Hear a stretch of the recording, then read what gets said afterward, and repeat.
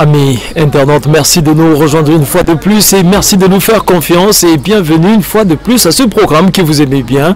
La politique a toujours été au menu de ce programme. Aujourd'hui, nous recevons un jeune leader de la province du Tanganyika, très connu et très populaire. Je cite Nathan Mugisho, le président du Parlement des Boussanta. Je n'ai pas voulu citer son nom parce que je sais qu'il est apte, il est un habitué des médias. Et avec lui, nous allons cerner la question politique tout autour des élections des gouverneurs qui s'annoncent très prochainement dans notre province. Et s'il faut être précis, au mois de mai, sauf imprévu du calendrier de la CENI. On n'est pas très sûr avec les Congolais, mais bon, comme on le sait, c'est officiel pour le 6 mai. Avec M. Nathan, vous le savez, il y a 8 candidats pour un seul poste de gouverneur. C'est tout à fait normal. Et parmi les 8, avez-vous trouvé, vous étant jeune, avez-vous trouvé quelqu'un qui représente réellement la jeunesse dans cette équipe? En fait, parler de la représentation de la jeunesse parmi les candidats serait en train de parler de manière utopique, parce que tous les candidats, hier moi-même j'étais à la CENI pour regarder, pour voir les âges et tout ça. J'ai trouvé que nombreux sont jeunes. Mais cependant, est-ce que pour servir la province, faut-il être seulement jeune? Non. Il faut avoir les soucis, l'intérêt accordé à la province, et c'est à ce stade que l'on peut aller vers soutenir un candidat qu'il faut pour que les Tanganyika puissent décoller. Nous avons noté avec vous que nous avons connu le premier gouverneur, Richard Ngoï Kitangala. Moi, dans mes habitudes, je cite les noms. Il a échoué de faire décoller la province du Tanganyika.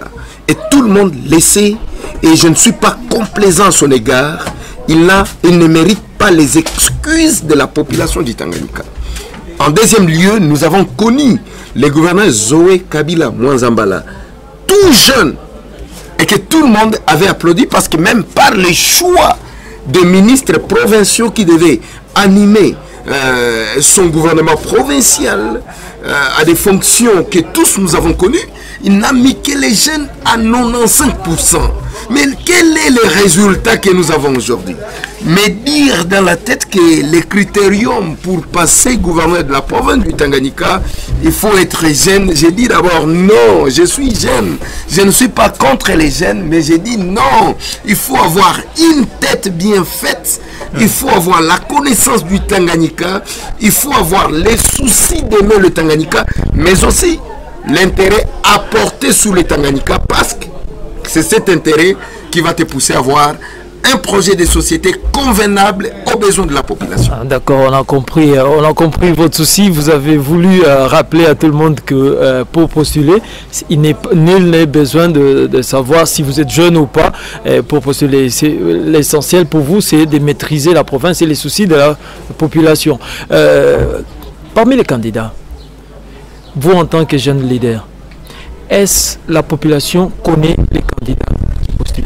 Écoutez, c'est un débat trop grave, trop dur. Nous avons connu, je rentre par le passé, nous avons connu les candidats locataires.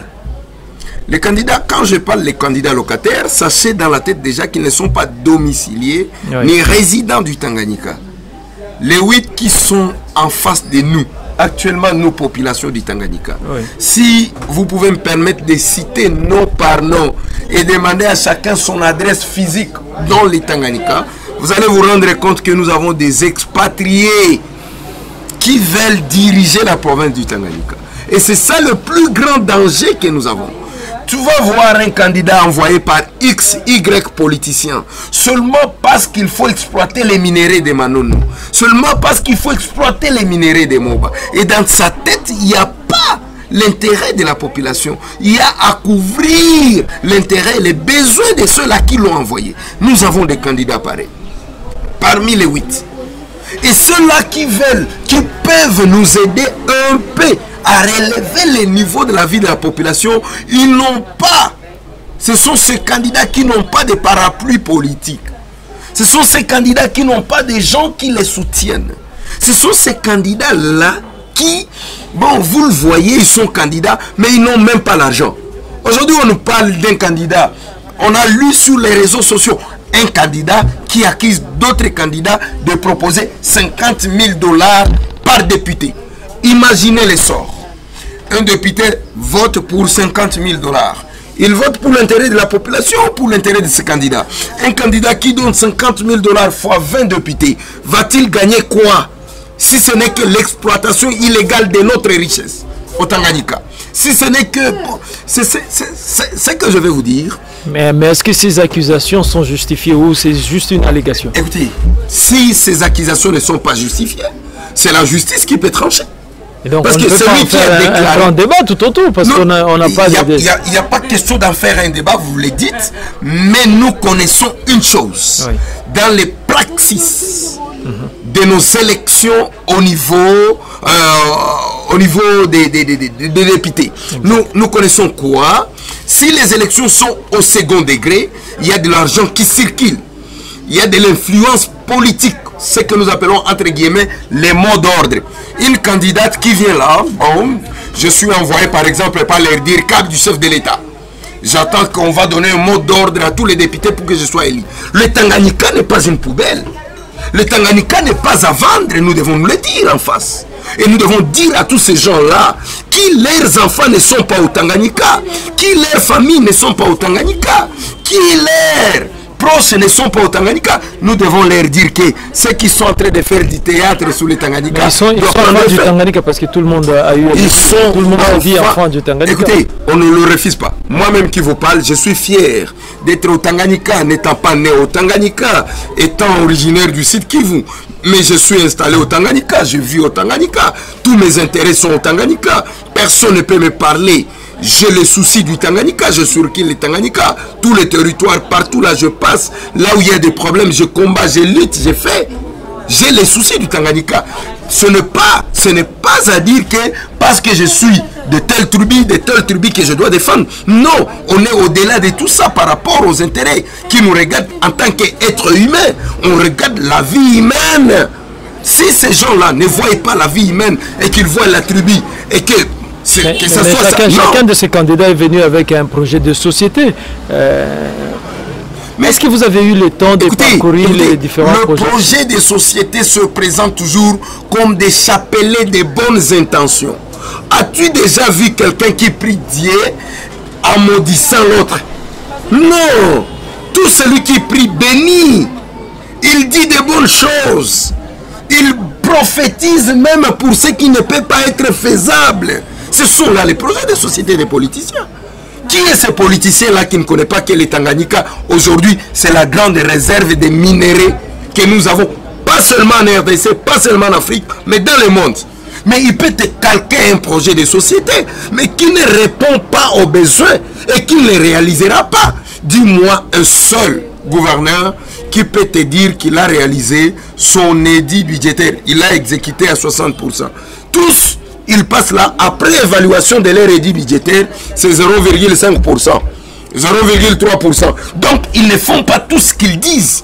On ne peut pas croire aux dires des politiciens. On peut accepter leurs actes. Et les actes des prédécesseurs nous témoignent déjà que nous sommes en face des farceurs. Des gens qui viennent faire du théâtre au Tanganyika. Mais il y a les députés provinciaux qui sont censés voter, qui sont les grands électeurs. Vous, est-ce que vous avez un petit conseil à leur donner par rapport au choix à faire? Mais ces députés-là, oui, depuis un temps, ils disent que moi, personnellement, je suis en train de les menacer. Mais je leur dis que je ne les menace pas.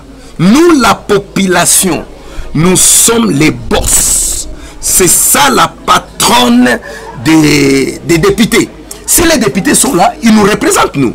Ils doivent revenir vers nous et nous poser la question de savoir quel est le candidat que nous voulons parmi les 8. Les députés ont ses devoirs.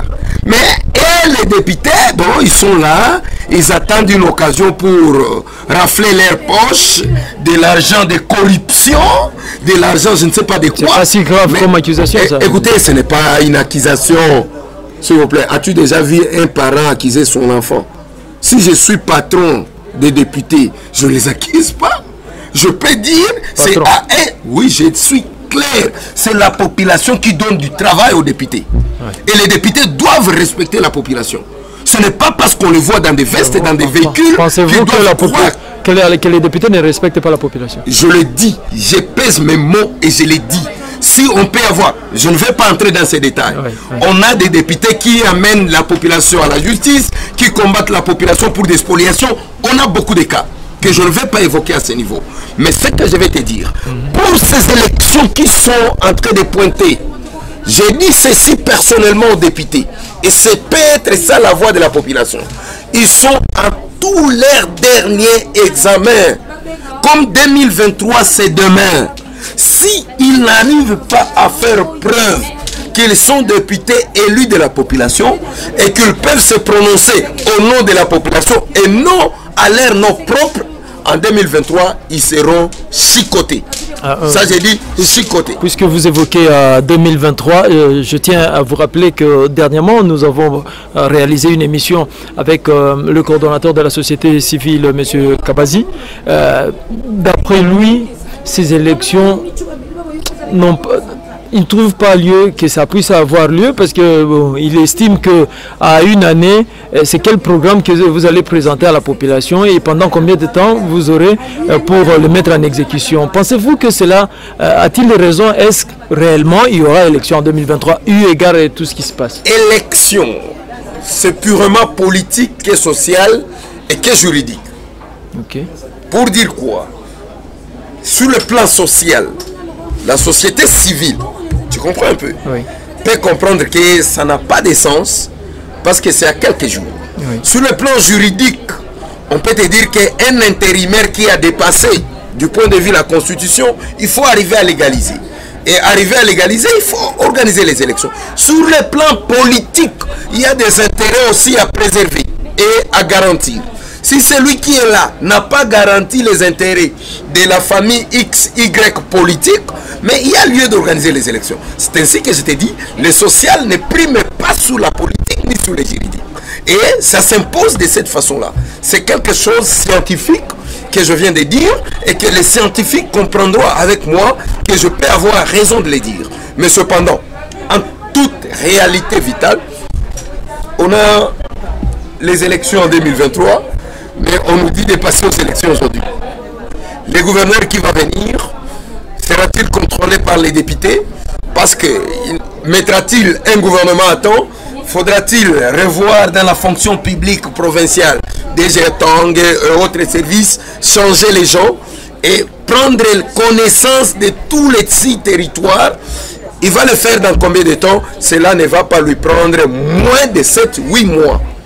Et que nous sommes déjà en 2023 et les élections s'approchent. C'est une occasion donnée à celui qui sera gouverneur de prendre quelque chose dans ses poches et de s'apprêter pour venir. Donc il n'y a rien pour la population, si je vous entends bien. Je suis clair.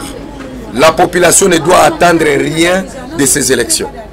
Je l'ai dit clairement. Mais les candidats promettent autre chose que ce que vous dites. Je l'ai dit clairement. C'est un langage politique. Population, Ishichunge Kitu. Moi, il m'a élection, il y a pas gouverneur. Celui qui sera gouverneur ne fera rien de spécial par rapport à tout ce que nous avons déjà vécu. S'il y a les élections en 2023, ce sera quelqu'un que l'on connaîtra être élu gouverneur, mais qui n'a rien fait. Ça, je vous dis sincèrement. Monsieur Nathan. Oui, monsieur le journaliste. Merci d'avoir été notre invité. Allez, je suis content parce que vous êtes intéressés de nous et nous avons dit ce qu'il fallait dire. Content aussi de ceux qui vont nous suivre par et à travers votre média. Satisfait. Merci, vous l'avez compris, c'est Nathan Mugisho. On ne peut pas le changer, il reste égal à lui-même, n'ayant pas sa langue dans sa poche, et il dit haut et fort ce qu'il pense. Et à vous de continuer à nous suivre. Si vous voulez réagir, nous serons très heureux de recevoir vos requêtes, vos suggestions. Merci également à toute l'équipe de rédaction, mais aussi à toutes les équipes techniques qui se sont mobilisées pour nous accompagner le long de cette émission sur Rabari Tanganyika. Merci et à plus.